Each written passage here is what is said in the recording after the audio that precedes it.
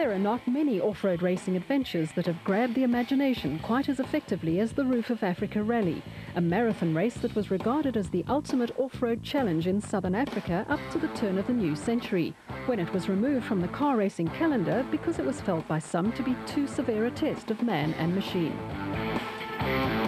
Last year, with the backing of the Lesotho Sun Hotel and Casino in the capital city of Maseru, off-road car racing returned to the Mountain Kingdom with the inaugural Lesotho Sun 400.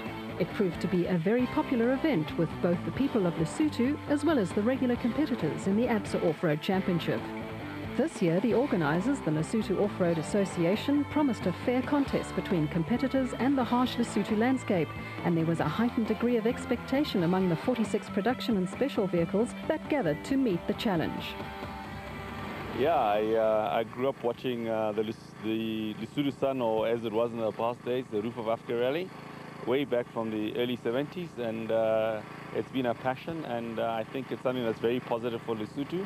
It brings a lot of revenue to Lesotho, and it actually brings South Africans and international people to see this beautiful country, and I think it's something that's good also for building ties between Lesotho and South Africa. Nissan Motorsport's reigning champion Hannes Grobler and co-driver Francois Jordan held a useful 16-point advantage over teammates Alfie Cox and Ralph Pitchford in the production vehicle point standings before the Lesotho event. Yeah, we're definitely going to go full out and try and win this, you know, and we've lost quite a lot of points in the last two races that we had problems, and we didn't finish as well as what we wanted to do.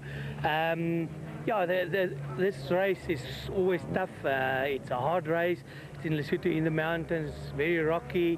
I believe it's not as rough as last year, and I'm looking forward to it. I like faster races, but I must say with the vehicle that we're driving, you know, I don't mind, you know, if it's rough or not rough, you know, and the Nissan is always good in Lesotho, you know, and I'm looking forward to try and win it. We asked Gavin Cronje, currently second in Class D in the Castrol Toyota Hilux 2.7i, what it's like competing against his brother Mark in the same team. Well, I think from our point of view, we communicate well and we work well together. Being in the same manufacturer at the moment, in the Castrol Toyota team, we can share information and work together to improve the vehicle, and I think we have done that. To see where we're lying in the championship right now, to see the progress we've made on the vehicle this year, I think we've gone leaps and bounds forward. Competing against each other, when you're out there, may the best man win, and that's the attitude that I have. It's not always nice being beaten by your brother, but it's racing, and he's a competitor out there. Toyota privateer and reigning Class E champion Hugo de Bruin comments on how much harder it is to defend a title than to win one. Wat ek by ou Pel vir my geleer het, hy sê dis baie makliker om die een op jou deur te kry as om die een te hou. Ons het hierdie jaar baie teleurstellende seisoen. Ons het goed begin en die laaste twee kon ons ongelukkig nie klaarmaak as gevolg van tegniese probleme. In Botswana het ons elektrische probleme ondervind en nou by Sun City die radkas gegaan. Maar ons is vol vertroue, ons is reg vir hierdie races. Ek dink ons bakkie is baie goed voorberei. Toyota het ons weer eens baie goed gehelp met die voorbereiding van die bakkie en wel, ons hoop maar net dat ons kan klaarmaak, want dit op hierdie stadium is, gaan dit nou vir ons om elke event klaar te maak, sodat ons vir Zayn kan vang, jy weet. Daar's 10 punte tussen ons, so ons is daar, ons gaan hom roer. Manfred Schroeder is a leading contender in Class D in his Ford Racing Ranger, but has had a troubled season to date. Yeah, we're trying to get this one out the way. This is not my favorite racing terrain. It certainly doesn't suit the production vehicles. They say they changed the route a bit, but I still reckon it's going to be very rough. You know, the roof is always a roof, and yeah, they can take a couple of hills out, but it's still going to be very rough for our vehicles. Yeah, but we're going to try and finish it, and then I reckon if you finish it, you're going to end up doing well. Teammate Pupumzi Rubeluza has also been struggling in his Class E Ford Ranger. The first thing to end that tough season is to try and finish, first of all. And once we start finishing, then I'll know we've turned the corner, and then we can have a step at going for the higher points, maybe even trying to retain our title or improve on our last season's performance. BB Auto is a leading Nissan privateer team with 2 hard-body pickups backed by Coca-Cola. Well, on this stage it's fairly difficult to compete with the manufacturers to start on that side. They've got a lot of money and professional teams that prepare the vehicles before the time, which we don't have. We have to make plans after hours and that kind of stuff. On top of it, my podium in Sun City, I'm a very bad loser, so I would like to be #1. Obviously with the vehicles that we compete against, it's not necessarily feasible. It'll be nice when they start the D+, and I think when us in the D class will be able to compete against the other privateers. I just hope that most of the professional teams will move over to D+, so that privateers at least can have a race against themselves and be on equal footing. But with the amount of money that the manufacturers can put behind the teams in the vehicles, we have to drive cautiously to prevent the vehicles from breaking, because we don't have the support that other people have.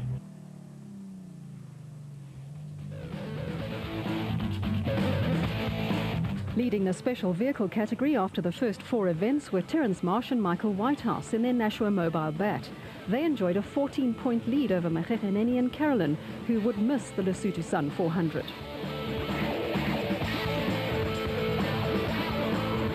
Three good finishes in the first half of the season for Marsh and Whitehouse included a first championship win in round 2 of the ABSA Off-Road Championship, the Nissan Dealer 400 in the Western Cape.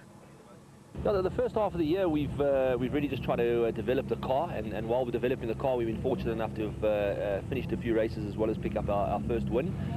Moving forward, you know, with us leading where we are now is really just, I think, with the tough events that are left this year, just to consolidate that. At the same time, you know, with 4 events to go in the position we find ourselves in, we really need to just, I think, maintain the strategy that we've had, and that's bringing the car home and let everybody else chase us at this moment in time. If we manage to pick up a win along the way, fantastic. But the most important thing for me is to win the championship, and that isn't done by sprinting at each of the events. Will Battershill and Reg Sutton, third in the championship, share the driving duties in their BSI Rob Steele Jimco. We find it's good for us. It's, you know, from a fatigue point of view, if it's a tough race, it's a great advantage to have a guy that drives with you. And also from an enjoyment point of view, we both racers, and I don't think either of us would be keen on sitting on the navigator's seat for too long. So it keeps it spicy for both of us, and we enjoy it. It's a bit of a challenge because you've both got to be able to co-drive, navigate, which is very different to driving. How good are you guys at the co-driving? Which one is the better navigator? I think we're probably pretty even. What we normally do is whoever does the prologue normally starts the race, because obviously you've given you a pretty good gauge as to where you are in the field, and then the next driver takes over. But in terms of, I think the driving abilities and navigating abilities are pretty similar. Class B of the Special Vehicle Championship has seen close competition and 3 different winners in the first 4 events. Bergville potato farmer and reigning champion Marcus Taylor and co-driver Mark de Chalane have a 1-point lead in their JRE over Evan Hutchison and Trevor Ormerod in the Motorite Racing Bat Nissan halfway through the season. We're very confident. You know, with the support that we have from Motorite, we have a very good chance of winning this year. Now, I don't think we'll have a major problem doing it. However, with off-road racing, it's you can never really tell, and we just have to keep our head and keep our focus, and we'll only really know at the end of the year. But we are quietly confident, and we need to just carry on keeping our head strong and keeping everything in order. And I think we can take it, but like I say, we wait till the end of the year before we start rejoicing at anything like that. Yeah. Gary Bertholdt and Siegfried Rousseau in the Advansoft iBurst Bat Nissan were the winners in the opening event of the season in the special vehicle category, but had not finished an event since. Unfortunately, we've had a rough season. We had a great start to the season with Sugar Belt being an overall win. It's been rough since then. We have been leading every event up to that and have had a few technical failures. We've made major changes to the gearbox, which has helped us tremendously with the car, and we feel confident that this one we should be able to hold it together. So what's it like competing against your brother Bevan? There is tremendous competition. We share a workshop. We're both sponsored by iBurst, who have really looked after us well, and there's a lot of rivalry. We're out there, we're racing each other all the time. It's neck and neck, close racing, and we have great sportsmanship against each other. The Pope's Podium in Maseru was the start point of the combined 8-kilometre short circuit and 48-kilometre prologue on the Friday. First away among the special vehicles was the Adventsoft I-Burst Bat of Gary Berthold and Siegfried Rousseau, encouraged by a crowd of enthusiastic local residents who had turned up to shout for their favourites.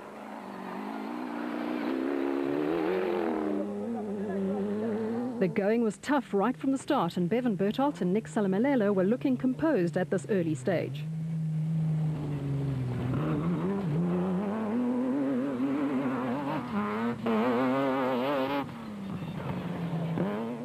Dust would prove to be a major obstacle in the prologue and hung in the air in the absence of even a slight mountain breeze. Alfie Cox and Ralph Pitchford started second among the production vehicles in their proudly South African Nissan hardbody. We're going to make that hairpin left here and go through the Epsom thing.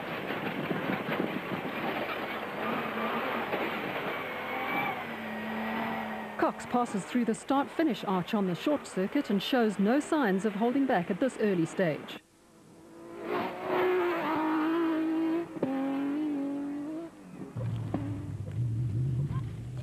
Father and son combination Nick and Ryan Harper were looking for a third successive point-scoring result in the Audi V8 engine bat.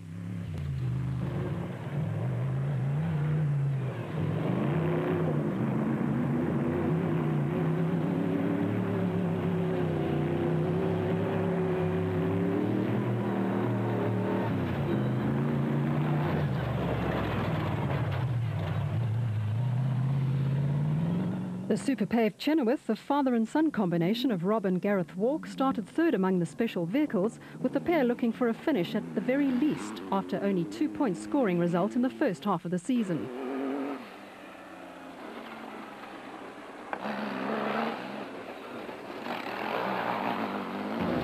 The Nissan-engined Ruth Con Sandmaster of Archie Rutherford and Vincent Horn, second in Class S at the start of the Lesotho Sun 400, was destined to feature prominently in the opening stages of the event. The deep sound of Shamir Variawa and VZ Benzale's BMW V8-powered Porter rumbles across the Maluti foothills as the former special vehicle champion seeks his first win of the season. Nissan dealer 400 runners-up, Will Battershill and Reg Sutton make light of a water obstacle. Battershill and Sutton, who share the driving in the BSI Robsteel Jimco, powered by a supercharged Mitsubishi V6 motor, were on their way to sixth fastest special vehicle in the prologue.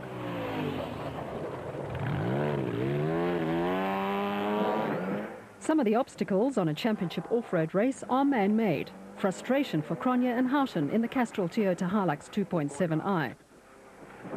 But she's got to come back. Whoa. Okay.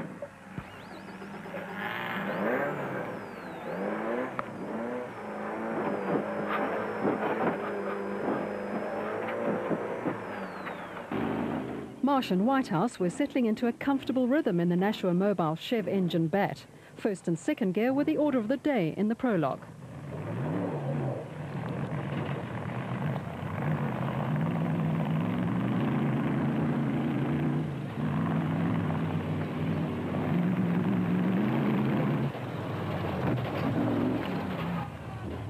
Old hands Richard Schilling and Chris Davies led the Class S category from the start in Schilling's Plastotech Aceco.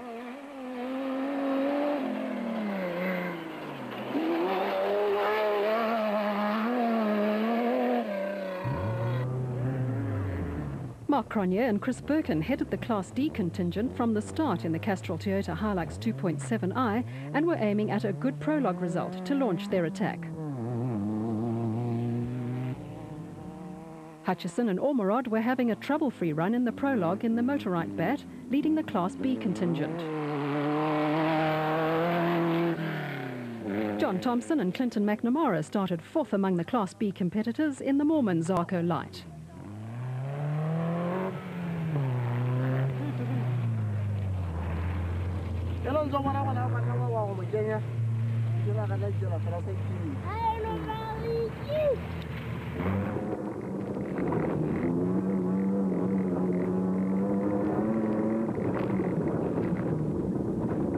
Henry Zamatin and Bodo Schwegler, currently first in Class D, were on course for a remarkable 19th successive finish in the Mastercraft Ryobi Mitsubishi Pajero.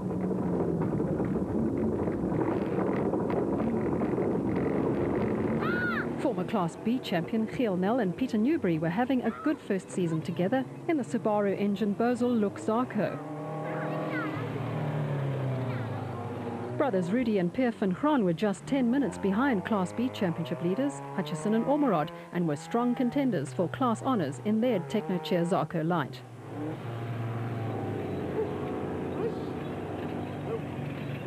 Thomas Rundle and Stavros Giannakis in the Baden Tyres Services Nissan Hardbody were desperate for their first finish this year in Class E, and made an impressive start to the event with fastest time in class in the prologue. Brendan Harkis and Alex Sally started the prologue 4th overall and 2nd among the special vehicles.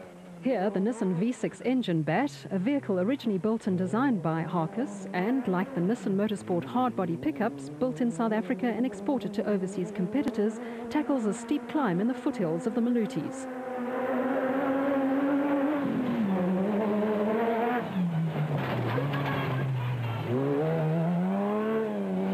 Pumzi Rubeluza and Kulili Fakalisa started near the back of the field and would have to contend with a lot of dust on their way to a safe finish in the prologue, a time trial that determines the starting order for the main race on Saturday.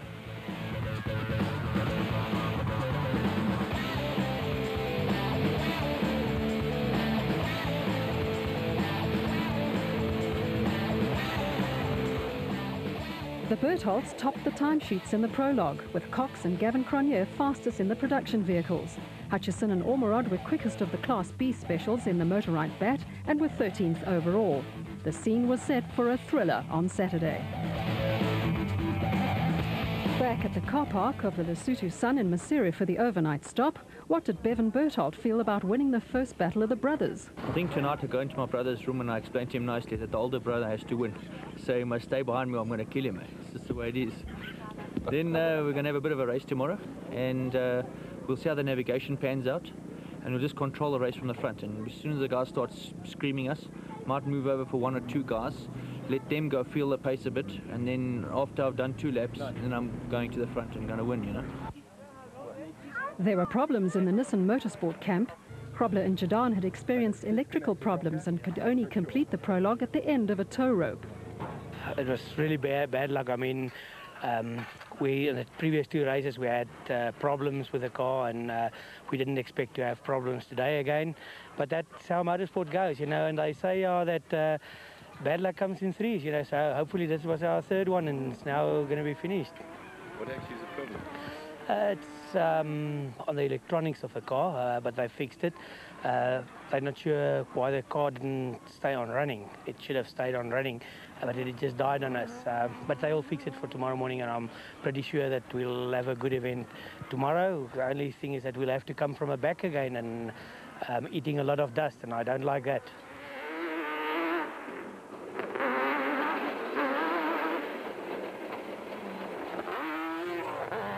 Hutchison was pleased with his prologue result in the Motorite Bat. I really enjoyed the roof. It was super tough, some nice, serious rocky mountain passes, which we enjoyed. The car performed very nicely. We ran through without a problem. I think we had a pretty good time trial, but we'll wait to see what the result is. And yeah, it's a lot more rocky passes tomorrow, and it's a long way to go. So we'll try our best tomorrow, and hopefully we can come home with a good result. Castrol Toyota's Gavin Cronje comments on the toughness of the prologue route. Very rough. The soil's very hard. The rocks are coming loose. They all over the road. You've got to really place yourself well to not damage the vehicle, and lots of washaways, lots of ruts. So you've got to be on the alert. It's rough out there. What did Ford's Manfred Schroeder think? No, he's got a mechanics here, just checking. Yeah, we're just checking everything. Checking everything. Oh, no, just going through the car. So how did it go en route? Oh, we took it very easy. It's just very, very rough. Yeah, we'll see tomorrow. It's going to be a long day tomorrow. Go! Go! A weak and wintry sun greeted the competitors on a crisp and clear Saturday morning. Teams busied themselves with last-minute safety checks and minor adjustments as the excitement mounted before the 8 a.m. start. A large crowd of supporters and local enthusiasts were on hand to see the 375-kilometre race get underway. The route would be split into 3 laps of 125 kilometres each, with a compulsory pit stop at the end of the first 2 laps.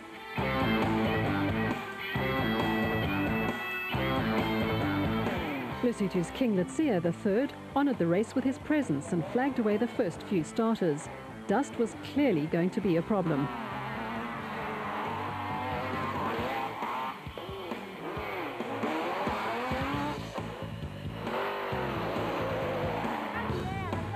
Bevan Bertot led the field away in his eye-burst bat and had the early advantage of a dust-free run. Vocal support from the locals echoed across the hills as he picked his way in the early morning sunlight.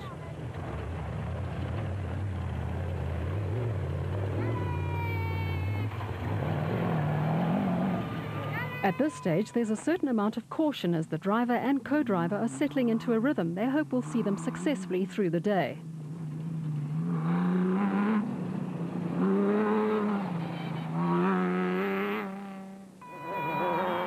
With teammates Krobler and Jordan starting nearly half an hour behind them, Cox and Pitchford knew they only had to maintain a fast but safety-first strategy, stay out of trouble and bring the glorious-sounding Nissan home in one piece.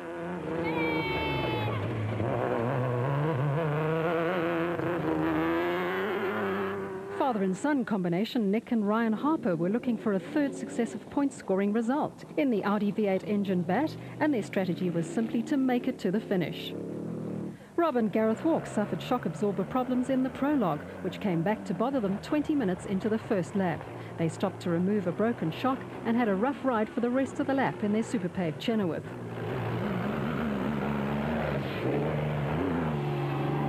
Archie Rutherford and Vincent Horn had impressed with a 6th place overall in the prologue and first in Class S, and were looking good as they tackled lap 1 in the Ruthcon Sandmaster. Batters Hill and Sutton had repaired a mysterious misfire in the Mitsubishi engine of their BSI Robsteel Jimco, but were to lose time with a puncture and fuel starvation problems before the end of the first lap.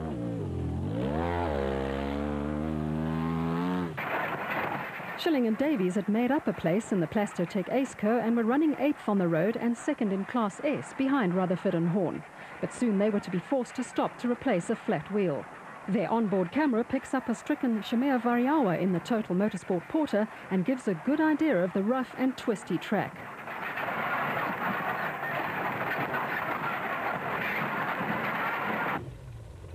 Marsh had dropped behind Schilling after a puncture on the Nashua Mobile bat and was taking it easy to the end of the lap as he only had one spare wheel. Variawa had got going again and was hurrying to make up lost time in the Total Motorsport Porter after passing the Plastotech Aceco.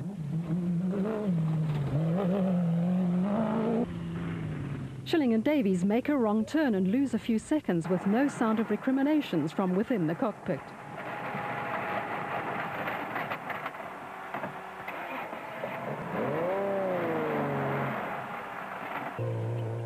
Gavin Cronje and Robin Houghton's Castrol Toyota Hilux 2.7i was still the second production vehicle on the road and 11th overall, but well behind Cox's more powerful Nissan.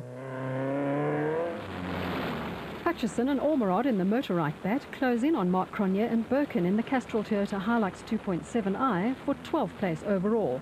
Hutchison activates a screamer, a warning device.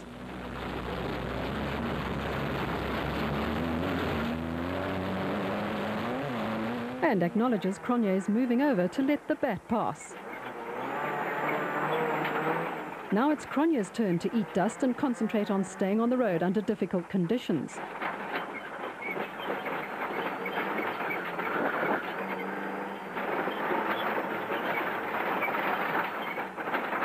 Rundle and Giannakis led Class E after a faultless prologue in the Bardens Tyres Services Nissan hardbody, but were destined to retire with a damaged sump after the engine mountings broke and the engine fell onto the sump.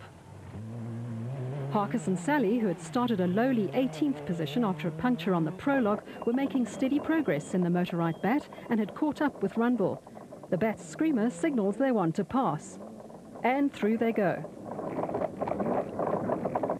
Karl-Heinz Solwald in the single-seater Mighty Mag leads Harkus and Rundle down the mountain in a cloud of dust.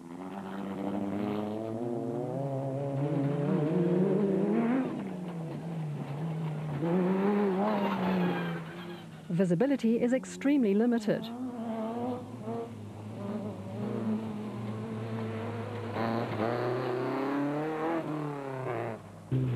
Brothers Rudy and Pierre van Graan in the Technochair Zarco Light negotiate the deep dongas and uneven terrain caused by severe soil erosion.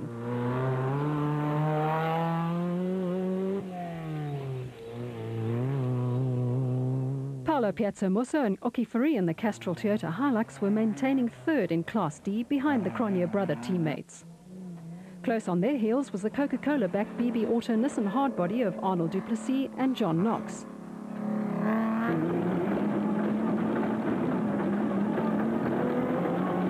Du Plessis sounds his screamer to signal he wants to overtake. And narrowly misses hitting the Toyota as it makes a sudden U-turn.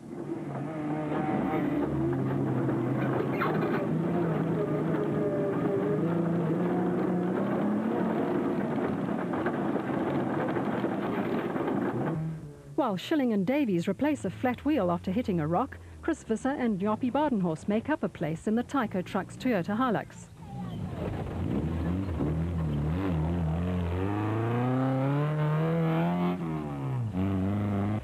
Reigning Class E champions, father and son Hugo and Jaap de Bruin in their privateer Castrol Toyota Hilux were watched by a well-wrapped herder, protecting himself from the dust.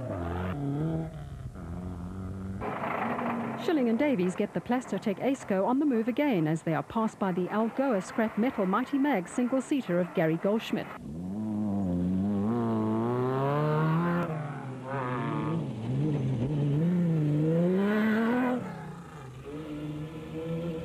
Catching up fast is the more powerful Subaru engine Bosel Look Zarco of Gielnel and Peter Newbury. Manfred Schroeder and Alec Harris were taking no chances in the Class D Ford Ranger, aiming just to finish in one piece.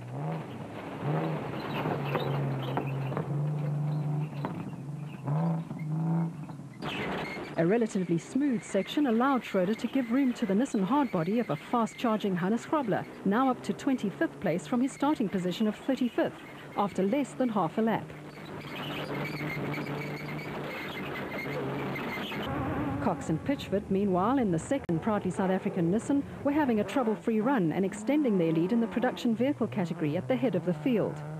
They had passed Berthold and Selemalele in the iBurst Bat, who were happy to maintain their lead in the special vehicle category without racing the Nissan.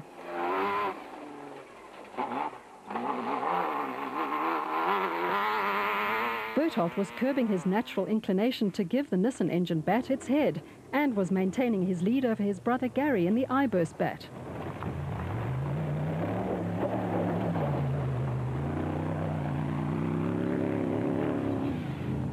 Rutherford and Horn in the Ruthcon Sandmaster were still in a good position to take advantage of any misfortune befalling the 4 Class A special vehicles ahead of them. Father and son Nick and Ryan Harper started 4th this morning and were having a good run. Harkus and Sally too were going strong. A great camera shot of suspension working overtime and shock absorbers earning their keep.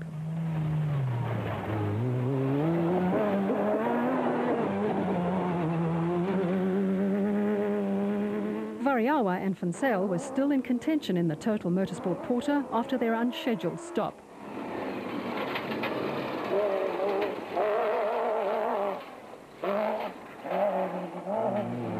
Hutchison and Ormerod were working well together and keeping the Motorite Bat on course for its 3rd Class B win of the season. Wheels working hard to get a good grip on the loose, rocky surface. Mark Cronje hard at work behind the wheel of the Castrol Toyota, crossing a high point on the route.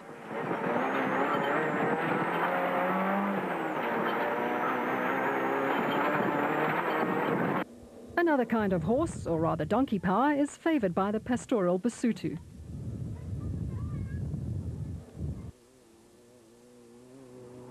The Van Graan brothers were having a good run in their Technochair Zarco Light, maintaining 3rd position in their class.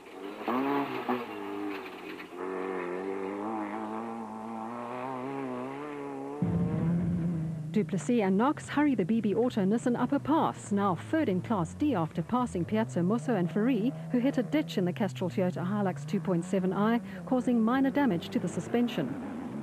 Hot on their heels is the Superpave Chenoweth of the Walk father and son combination, struggling with only 3 healthy shock absorbers.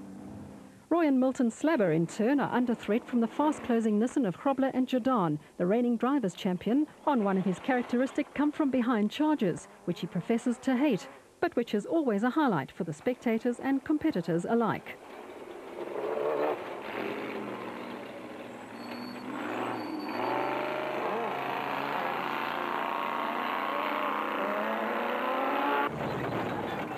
Former Class B champion in his single-seater truggy, Giel Nel is enjoying being in a 2-seater Class A Zarco Light.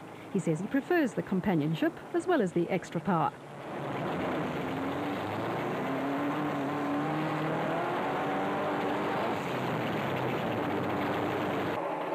Schroeder and Harris hurry on in the Ford Ranger, not far from the end of the first lap. Cox and Pitchford are first to reach the designated service point at the end of the first lap, having completed the 125 kilometres in a minute under 2 hours.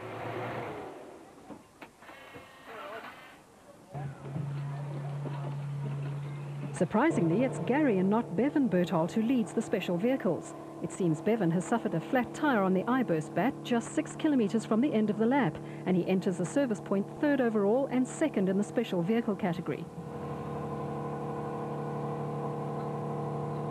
Gavin Cronje, too, had problems and explains. Well, we started off the morning first in Class D, a minute ahead of second-place driver Mark, and maintained that gap for most of the day, or most of the first loop, and 25 k's from the DSP we misread a hoop in the road and got the tail end up and nose dug in and over we went. So the vehicle was quite badly damaged. We managed to get it going again and just brought it through to the DSP and retired it there.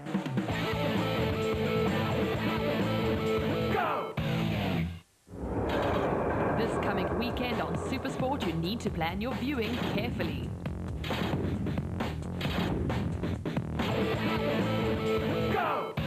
Cox and Pitchford were looking for a good third successive outright win, but there were still 2 more tough laps to complete. After a third of the race, they enjoyed a lead of more than 27 minutes over teammates Grobler and Jordan in the sister Nissan hardbody. Bevan Berthold gets a hurry on, trying to close the gap on brother Gary, but he needn't have worried. Gary was to retire with a broken tie rod bolt just 30 kilometres into lap 2.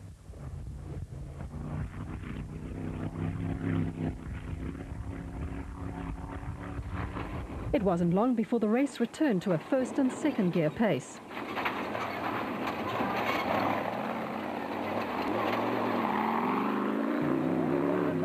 The Harpers had completed lap 1 in 4th place in the special vehicle category and were maintaining a steady, if unspectacular, pace in their Audi engined bat. Bat originator Harkus and Sally were 5th in the special vehicle category at the end of lap 1 in the Motorite bat, having started 14th. Hutchison and Ormerod were flying in the Class B Motorite bat and comfortably led their class at the first compulsory stop, lying an impressive 8th overall. A temporary lapse of concentration caused a few seconds delay as they rectified a wrong turn, allowing Variawa to repass them in the Class A Total Motorsport Porter. Grobler and Jordan were thoroughly enjoying the chase and, despite the dust problem, were closing in on the 7 special vehicles, separating them from their teammates Cox and Pitchford in the lead. Marsh and Whitehouse were maintaining a safe and steady pace in the Nashua Mobile bat, hesitating here briefly as they confirmed the correct route through the scarred landscape.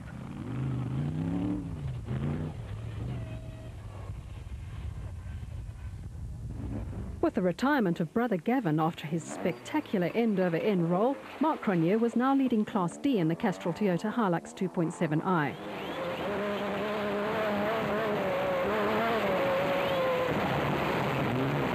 The Class S Aceco of Schilling and Davies closes in on the Class A Jimco of Battershill and Sutton in a fight for 8th place in the special vehicle category.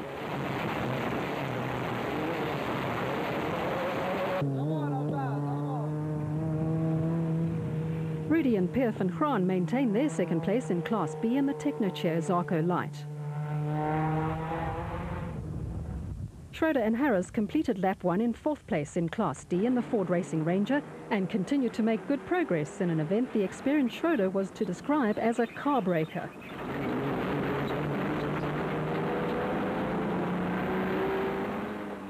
Visser and Badenhorst continued their strong showing in the Class E Tyco Trucks Toyota Hilux and were now comfortably leading Class E.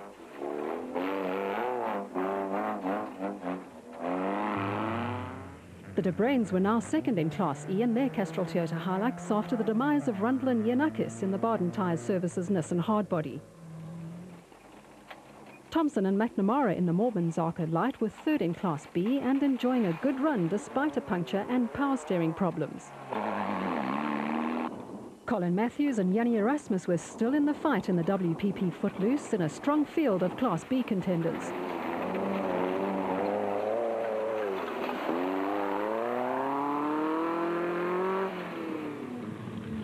The Duplessis brothers were having a steady drive in the BB Auto Nissan and would be rewarded for their efforts later in the day.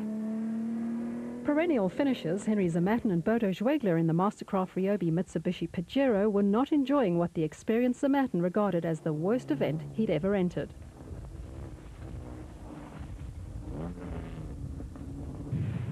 Father and son Dirk Sr. and Dirk Jr. van Reenen were 5th in Class E in their Ford Ranger. Class E Championship leaders Pearson Vosloo suffered a broken front drive shaft on their Castrol Toyota Hilux on lap 1 and dropped to 4th in Class E. By the end of lap 2, it was the Harpers who led the special vehicles in their bat after Bevan Berthold, who assumed the lead from brother Gary early in the lap, went out with gearbox problems. It's very rough. There's some fast roads, some dangerous roads. So far it's so good. We haven't had any punctures. We've managed to climb up to 2nd place. We started 5th. But let's just hope we can keep it together to the end. Harkis and Sally were now 2nd in the special vehicle category in the motorized bat, but finished lap 2 without power steering after the drive belt broke.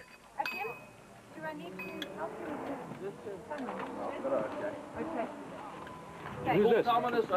Who's that? Shamir Variawa had recovered from his earlier problems to haul the Total Motorsport Porter up to 3rd among the specials after 2 laps.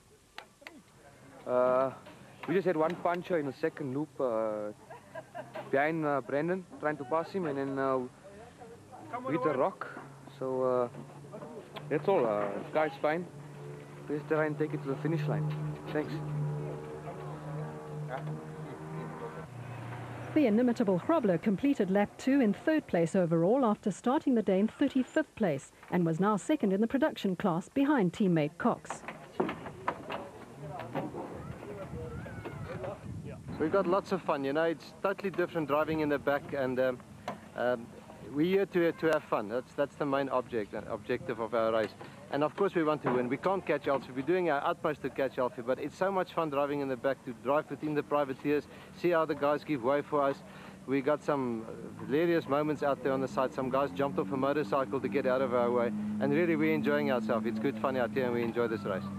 Hutchison and Ormerod had moved the Class B motorite bat into a creditable 4th overall. Yeah, it's hard work, very hard, very rugged, very bumpy. I think bodies are taking a lot of strain. Car's doing well, that touch wood so far, and yeah, I think we're just going to try and just cruise it now in the last lap just to make sure we get home. I think we're leading Class B at the moment, I haven't checked, but I think we're okay so far. So yeah, touch wood, we'll get home. Thanks. Do you want to drill more holes in there? I've got to drill that. Marsh was 5th at this stage among the specials, but was having problems with a broken bolt on the front stub axle. A temporary repair was holding up against all expectations. Hutchison leaves the pits for the final lap and hopefully another Class B win.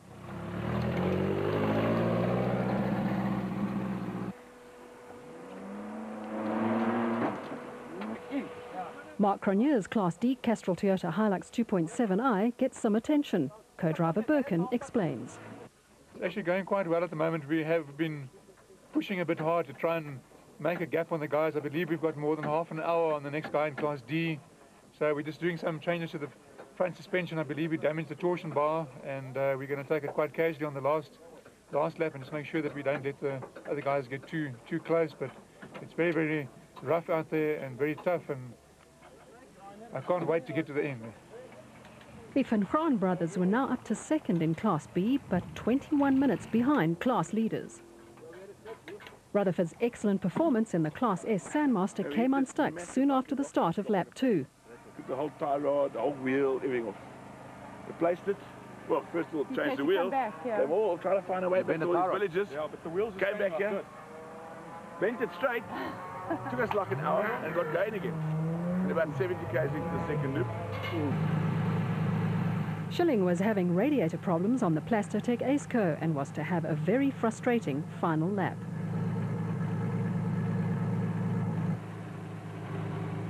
Co-driver Davies explains. We're having a good run until about 15 k's out. We sprung a leak in the radiator and we've been battling to get in since. We've been stuck on the other side of the hill here. I'll put some water in, but we're here. We'll see if we can fix it and carry on. Ford Racing team manager Neil Woolridge attends to Schroeder's Ranger. I'm very rough. I'm taking it easy. We're getting bounced around there. Feels like you've been in the 4 rounds of Mike Tyson so far. I mean, the body is sore. But yeah, we'll go out, take it easy. I see our Mark is still in the pits. Looks like he's got a problem, so depends when he'll go out. He might be leading the class by now. So we're very happy with that.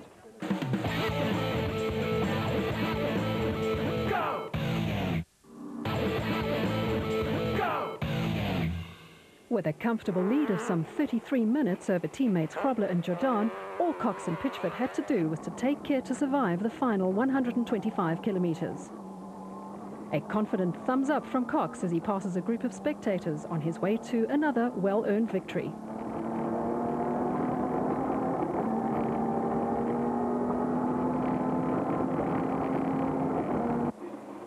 It was to be a more than a successful day for the Harpers, who were having one of their best events for some time. But not before running over the unattended camera capturing the water obstacle.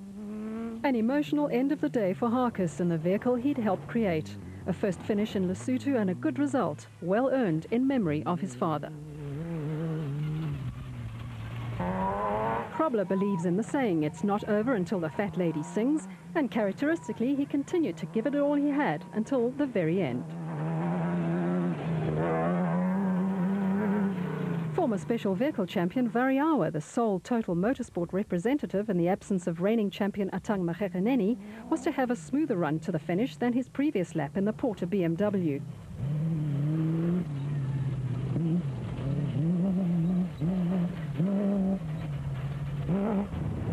The Hutchison-Ormerod pairing in the Class B motorized bat had proved to be a winning combination this season, and they were headed for another impressive victory.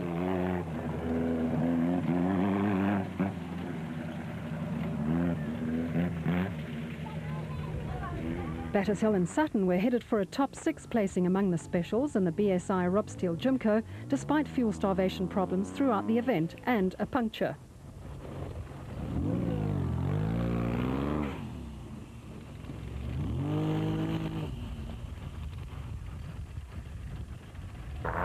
Mark Cronje and Chris Birkin carried the hopes of the Castrol Toyota team on their shoulders and were to improve their championship standings with a hard-earned 3rd place among the production vehicles.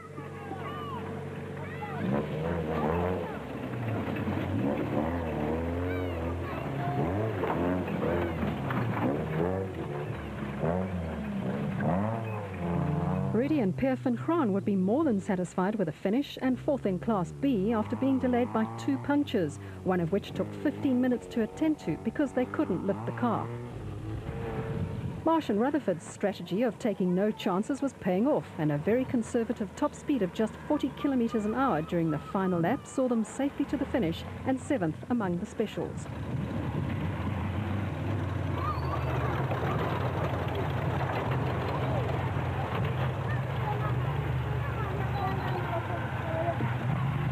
Schroeder and Harris kept the Ford flag flying after the retirement of teammates Rubeluza and Fakalisa with damaged rear suspension, and were to come home a fine 4th among the production vehicles.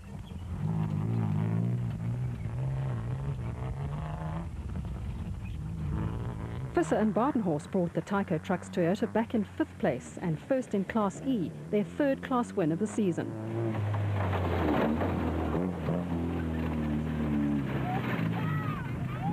The De Bruins finished 6th overall and 2nd in Class E in their Castrol Toyota Hilux.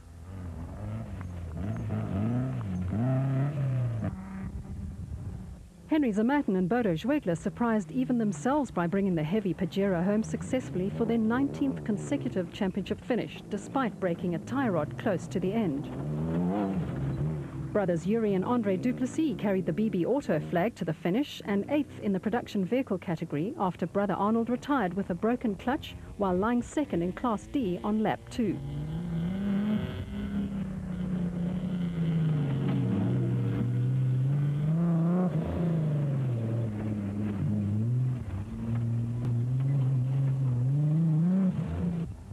Hendrik and Louis Ferry finished 8th in the special vehicle category and 3rd in Class B in their Zarco Light.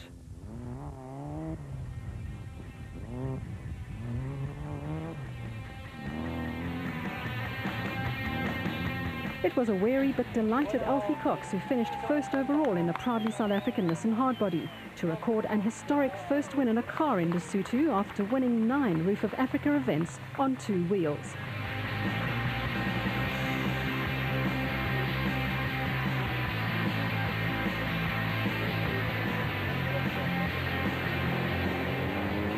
Cox and Pitchford showed their delight with the traditional champagne spraying at the end of a long day.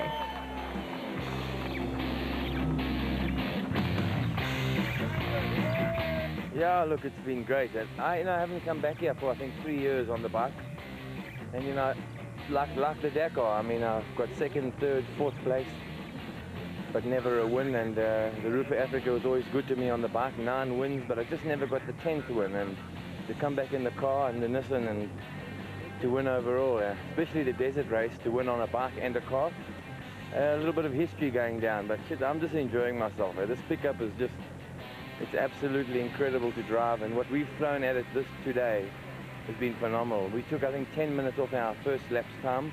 We really put the hammer down on the first lap.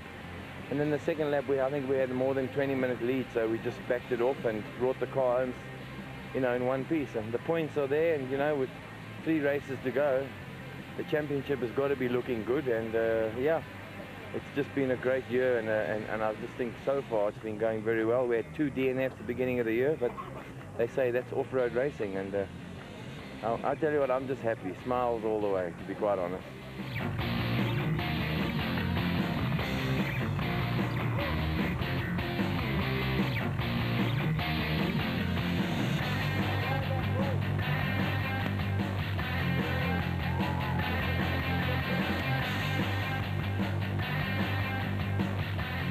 Our first win, we've been trying for over 10 years.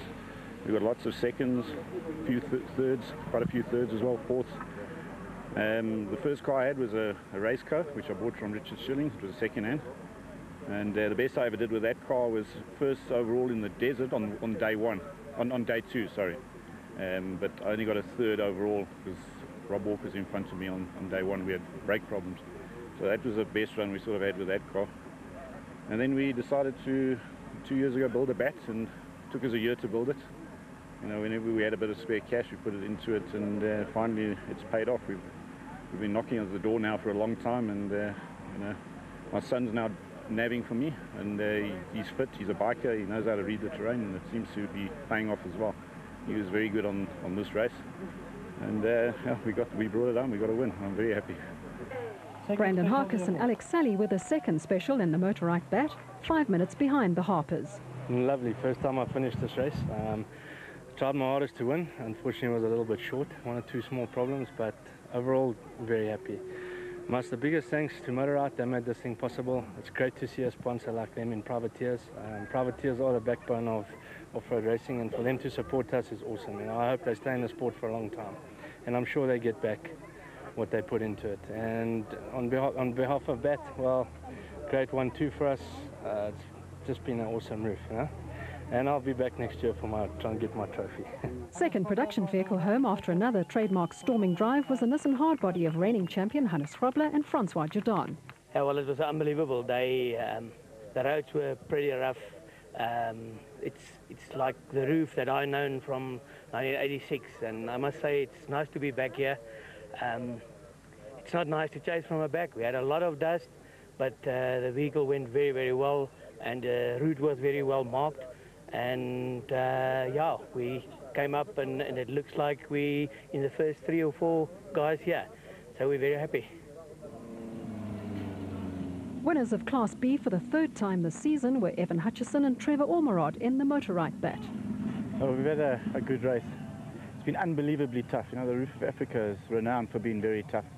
And we had heard that it was made a little bit easier this year because of last year being exceptionally tough and guys couldn't finish, but it was still unbelievably difficult. It really has been a tough day.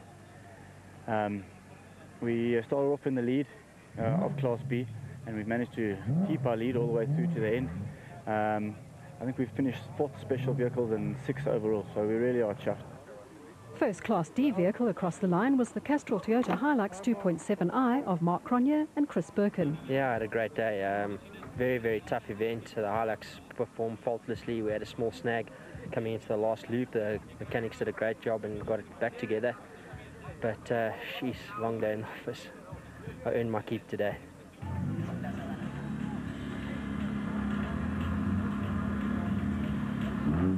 Chris Visser and Jaapie Badenhorst duly took the Class E honours in the Tyco Trucks Toyota Hilux.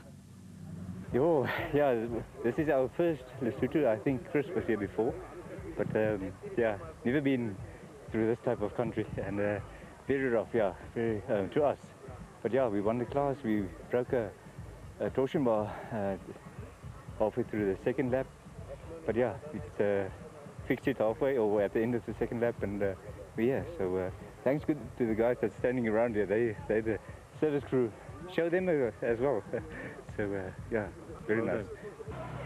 Richard Schilling and Chris Davies limped across the line in the Plastotech Ace Code to win Class S. Yeah, we did it, and look, really enormous credit to Chris. The last lap he must have climbed in and out of the car, I don't know how many times. The radiator had broken and we had to stop and fill it with water. Then the fan was working overtime, so we couldn't start the car, so we'd have to push the car or organise somebody to help us, you know, find guys to help us. But I suppose this is the spirit of off-road racing. Finish the event, and we're lucky we got a class win, but today belongs to Chris. He did a great job. No, I think it belongs to Richard because he's the one that kept me going. But there again, this is the way you finish the roofs. You never give up and you always keep going. If it breaks, you fix it. And here we are. A little bit late, but next time we'll be up front. So another convincing win for Alfie Cox and Ralph Pitchford. A great storming drive from Krobler, and class wins for Mark Cronje and Chris Visser. A maiden win for the Harpers in the special vehicle category, 3 bats in the top 4, and class wins for Hutchison and Schilling. Warm applause for the overall winners at a boisterous prize giving at the Lesotho Sun in Maseru.